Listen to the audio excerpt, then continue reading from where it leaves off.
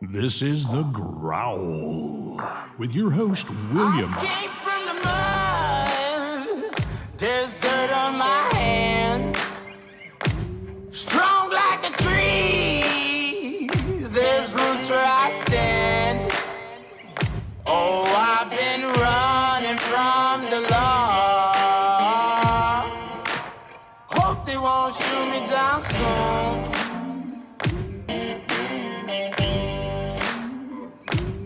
They sing on a sleepless night. Try to catch me howling at the moon.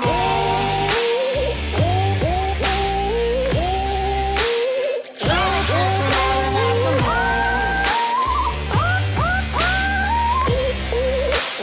Try to catch me howling at the moon. Try to catch me howling at the moon.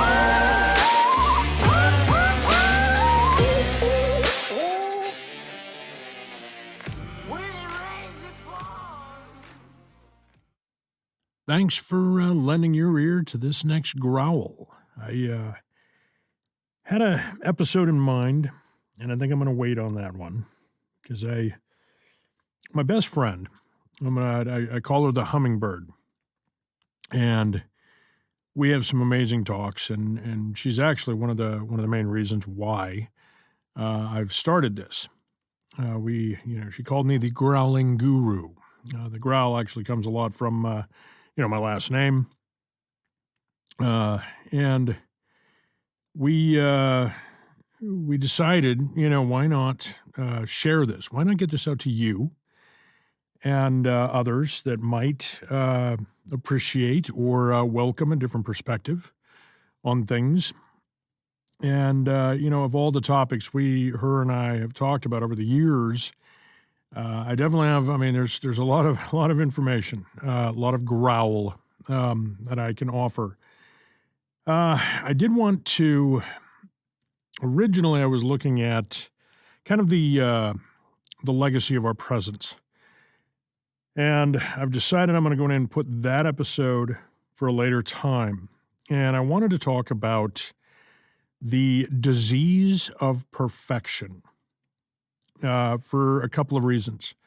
One, I'm going to give you a little bit of my history, a little bit of, my struggles, my path, my journey, so that way you kind of get a little bit more of an idea as to why, why is this guy think he's got all this wisdom and he's handing it over, and really, my wisdom is probably no more than anybody else's struggle. It just might have a different perspective. It's always good to have a second pair of eyes. It's always good to have a second pair of ears, right? Somebody that can give you something maybe you didn't see before. So it'll give you a little bit of a history of me. And then, my struggles and some of what I still go through today. So a little bit, let's back to the beginning, right? Let's go back. Found out I was adopted, I believe when I was like 5 years old. Now, most kids, they find that out. They're like, oh my God, wow, this is like amazing. I was picked. I was picked. And for some reason, and to this day, and for the entirety of my lifetime, I will probably never understand or never know why I felt differently. Why I felt like, wait a minute, why was I given up? Why wasn't I good enough? And there are some other issues in my childhood, some other traumatic events that kind of reinforced that, I'm not good enough. My self-esteem actually was really, really low. Good-looking kid, smart, the whole nine yards, but my self-esteem was tanked. So this disease of perfection. Now, I'm going to kind of jump into just something real quick. If anybody ever, one thing, don't ever put, if you're asked on a resume, if you're asked on a job application or even in a job interview, whether it's a strength or a weakness, don't ever put, oh, I'm a perfectionist. And I'll tell you why. And I think this is the underlying reason. And when people, the problem with being a perfectionist, right? And I know people are like, oh, no, no, no, you really strive and you want to make sure everything's perfect. No, I'm telling you right now, most people, when they hear that, they hear you never get projects done on time if you even complete them. You do not invest in teamwork. You don't invest in things because you're always standing outside. You're going to kind of, and you're viewed as lazy because you're looking at easy things, easy tasks that you can accomplish quickly and do very well. So that perfectionism thing, it's really a curse. It's not, I mean, it's not good. It's not good. And so getting back into my history, that perfectionism, that I'm not good enough, really kind of started to settle into my heart. So a lot of people, my family, most anybody that's ever seen like my artwork that has been completed, they'd be like, no, no, no, it's amazing. You know, he's a really good artist. Same thing with my writing is that, oh, wow, you know, you're really good at this. But I never finish anything. And I've never finished anything because it's never good enough. It's never good enough. People will like, oh, that's a beautiful piece of art, and I'm throwing it away. I'm throwing it away because it's just something about it, just something, a drawing, a line, something. It's just never good enough because I'm constantly allowing myself, or I had allowed myself, to be judged by others and never looking at that this was just me, those imperfections, those things, that was just me. And that's what made it beautiful. That is what made the writing phenomenal. That's what made that piece of artwork beautiful. That's what made, when people look at it, amazing, right? But to me, it's trash. To me, it's not good enough. So this, I was right. I was able to start buying alcohol at the age, I think it was like 12 or 13, right? If you've ever seen a picture of me at that age, most people are like, my God, you look like a college kid. You look like you were like mid-20s. And believe me, that was a curse as well. At the time, I didn't think so because I was able to fit in with a crowd that took advantage of that capability of mine, and always had the high school kids handing me the money to go get the alcohol. I'm going to the high school parties, staying out, disobeying my folks, creating just havoc at home, and feeding an addiction that now I'm good enough. I'm good enough. There's something I'm good enough at. And alcohol really too hit me very hard, and it's been a struggle for a good number of years because it took away that desire for perfection. It took away that fear of not being good enough. You know, you drink enough and you just don't care. I mean, you know, you're the life of the party, or you're getting into a fight, or you're doing whatever. You just really don't care at that point, right?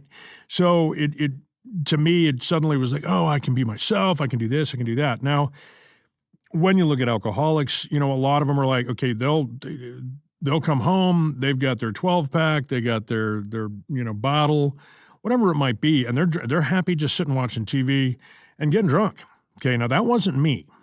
My disease, my addiction was all based around the social aspect. This is also why my first DUI I got when I was 17, and my last one I got in 2014, and a total lifetime, humiliating as it is to say, 6 lifetime DUIs, right? I mean, really a serial killer on the road. Let's thank the universe I never found any victims, because I definitely, who knows how many times I didn't get caught, right? But for me, it was always a social event. I don't actually drink by myself. I just don't. So it was always this means to get rid of that. Not good enough. Get rid of that, because your inhibitions go, everything disappears. So these are some of my struggles in going through this. It greatly affected my relationship with my daughter, my family. Video games. Let's jump onto that real quick. That was another huge addiction of mine. And that caters, I believe, to the disease of perfection. The amazing thing about a video game is that you start out with a character or you're, whatever it is that you're playing. Normally, you start out with the basics and you're low level. So the whole goal is that you continue to get level after level after level. You go, if you're fighting off the dragon, you got to get the great big axe of badassedness and face off with the dragon. You get the maiden, you get the gold, and then you move to the next level and you go from there. Now, what makes that amazing for a perfectionist is that we can get lost in that world, because if we do something wrong, if we screw something up, we just reset the level. We go back to our save point. We just start over until we beat it. And it's immediate. It's not like life. It's not when you fail, you're still looking at that horizon. You still want your dreams. You still want that happy life, and you still want these things, but you don't see them immediately. That gratification does not exist immediately. A video game does that. And boy, man, who knows? I'd probably be a millionaire if they had content provider, right? Get paid as a content provider for the games that I used to play. And so, getting to the disease of perfectionist, the disease of perfection. So you constantly live in this world where you never want to move forward because you're so afraid of failing. You are afraid of failing, and you're afraid of what people are going to think of you, because it's not just right. It's not what you think is perfect. It's not, and you lose. You lose years, because you find yourself sitting in a graveyard of memories of things that have already happened.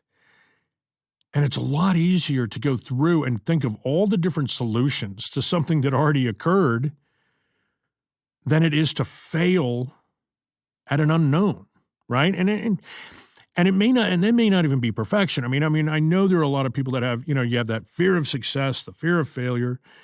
Fear of success is usually a lot more powerful, because then you have a lot more responsibility put onto you. People then are looking up to you.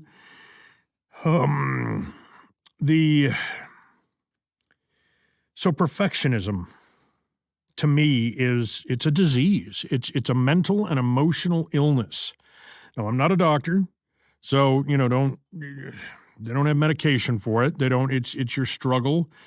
It's being able to talk to people, being able to work through these things, and being able to understand that those imperfections are what make you perfect. That's what makes us individual. That's what makes us that one snowflake out of the entire storm, because there's no one else like you. And that was a hard thing for me to grasp. And it was that those shapes, the shape of that snowflake, the shape of that, that raindrop, the shape of me, my voice, my thoughts, my wisdom, my struggle, my achievements, and that all of that is so unique to me that nobody else will ever have that. Nobody else will ever achieve that. And it's taken a long time, and I still struggle. I still struggle with perfectionism. There are times when I'll be narrating an audiobook, and I find myself 2-3 weeks behind because I just can't get that chapter right. And I'm constantly deleting it, right? And I'm like, let me just start over. And which in itself, that perfection is what's killing me, right? It's like, if I'm always known as the narrator that, he never gets things done on time. The same thing with school. You never turn your lessons in on time, or they're just incomplete. That getting through that, and I still struggle with that, and I still have that graveyard of memories of lost relationships, lost loves and failures, and even the successes in there that it's easier to be like, wow, if I would have done that. Ooh, wait a minute, if I could have done that. But you can't reset those, right? You cannot reset those moments in life. They're not a video game. You can't reset it. You can't beat that dragon or try to beat that dragon until you do. Life, you keep failing until you succeed, but you don't see it. And when you're trying to be perfect in everything you do, you're not living life because you're not even living in the moment. You're just not living because you're so caught up in this fear of judgment and that you're never good enough. So you keep striving, and you keep, this piece of art, but it never gets done. It never gets done because you never finish it, because you are so busy throwing away things that other people are looking at going, God, that is amazing. Why isn't it finished? People, I don't know how many times people could have pulled out of the trash. Right. And I'm using my artwork. It just, that's a talent. That's a talent. Now, over the years, I don't know if I still have it. I think I do. I'd like to think I do. Or my writing, the same thing that, the people that if they could pull the things out of the trash can, I know there are people that would be like, my God, why did you throw this away? Why did you destroy this? And it's simply because, well, it wasn't good enough. I needed it to be perfect. There was something I needed to be perfect. And perfect for who? Not me. That's the problem, right? It's not even a perfection to my standard because I am so afraid of everybody else's standard and trying to meet that. There is no perfect relationship. There is no perfect job. There is no perfect life. And that's the key. That's the beauty of it. It's not perfect. And it's scary when you know you can't reset something. There are, and admittedly, I'd like to think and hope that at this point, my age and at this point in my life that I have put away all regrets. I still have a couple of them. There's a couple of relationships. There's a couple of things that, I didn't do, I didn't move forward on. And, you have to learn and accept that, well, that was not your destiny. That wasn't your journey. But the thing I need to remind myself too of is that those weren't failures either. They weren't failures. It was just growth. And that I'll never be perfect, that nobody will ever truly be perfect, is a beautiful thing. Because it means then that we're dancing, right? We're dancing, we're moving, we're learning, we're growing. And it still scares the hell out of me. There are days it scares the hell out of me, and I wish I could just go to sleep and just dream, where I have that perfection. And nobody's judging me, and nobody's, and believe me, there have been weekends, there have been days, one, well, just being exhausted, but, two, through welding and just regular job stuff, but, and getting old, right, but it's that not wanting to face the things due to judgments that don't even exist. And I think perfection puts that, it's that mirror on the wall. Who's the fairest of them all? Well, the mirror is going to tell you exactly what you want to hear. And that, when you look at that reflection, and as a matter of fact, it's funny, I tell the hummingbird, I tell her this, and I need to listen to my own advice, and maybe you can take this yourself, is that there is only one person on the face of this planet that you have to answer to. There's only one, because it's the one person you will have to live with your entire life. And that's the one in the mirror. And if he or she is smiling, then you're doing something right. And you're doing okay. And don't worry about what other people think, because it's none of your business anyway. It certainly is none of my business. And that's taken a lot of years to realize. I had to step out of that social realm to really get a grasp on that. And the last several years, I've been living a solitary lifestyle. I still have friends and people I talk to, but it really has. I had to pull myself out of that to get rid of that perfectionism, to get rid of that, to really start working on trying to cure that disease of mine of perfection. And I think I'm doing okay. I still stumble from time to time. I'm the hummingbird, she'll tell you, her and I, when we talk, amazing conversations and heartfelt but that was that disease, that emotional and mental illness. I don't know if you fall into that. People, I think maybe at times you might have moments of that. And I think that's natural. But you cannot fall into that disease. You cannot. It will incapacitate you. Projects will never get done. Relationships will always end because you're not devoted, because you're always second guessing and walking on. You're creating your own eggshells to walk on, your own eggs to walk on, and you're living a life distanced from life. Because if it's not perfect, if it's not just right, if the timing, and you get this from your motivational speakers as well, your Tony Robbins and Steve Atchison, I think is one of them, and there's a bunch of them out there, and they're always like the perfect time. There is no perfect time. The perfect time is now, which will kind of get into that legacy of your present, another episode. But that's what a perfectionist, you'll never achieve that timing because it'll never be perfect.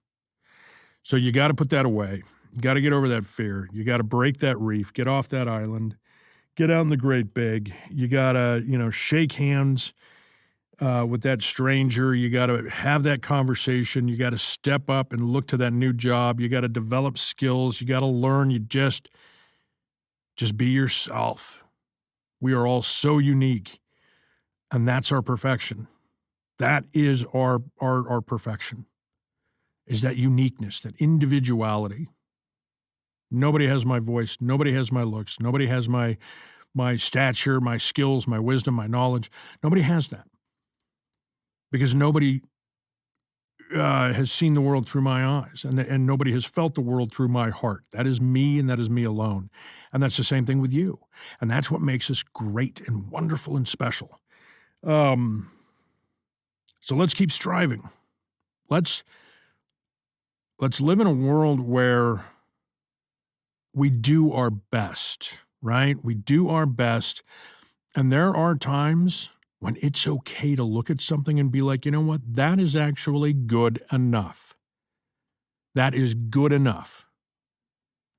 And then have the courage to walk away from it. And then you put it up on that wall. And if other people, people are going to judge, they're going to do their own thing. And that's none of your business either, unless they care to tell you. And if you want to debate that, fine. But you know what? There are times when it's good enough. It is good enough. And you are good enough. I am good enough. So anyway, I rambled. The hummingbird and I, we always have this, 1,500 words, more or less. And I think I definitely, I have a tendency to over-explain myself, which is good in some circumstances, maybe not so much for the elevator pitch, right? So anyway, thank you for listening to my growl, and we will be growling again soon. You go do the damn thing. I'm going to go do the damn thing, and the damn thing will get done. I'm your host, William. It was good growling at you. If you want to hear more growl, get growly with it. By all means, please subscribe. I'm on all popular podcast locations. You can also reach me to rage, debate, growl back at thegrowl@gmail.com. That's thegrowl, 2 W's, @gmail.com. Growling at you later.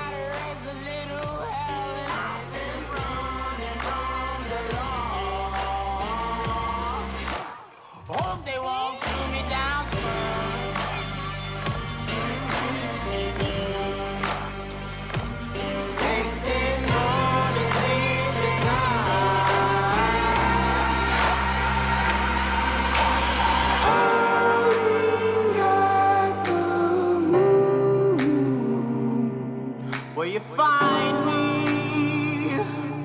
Hope you find me. I'll be back home soon when the sun rises.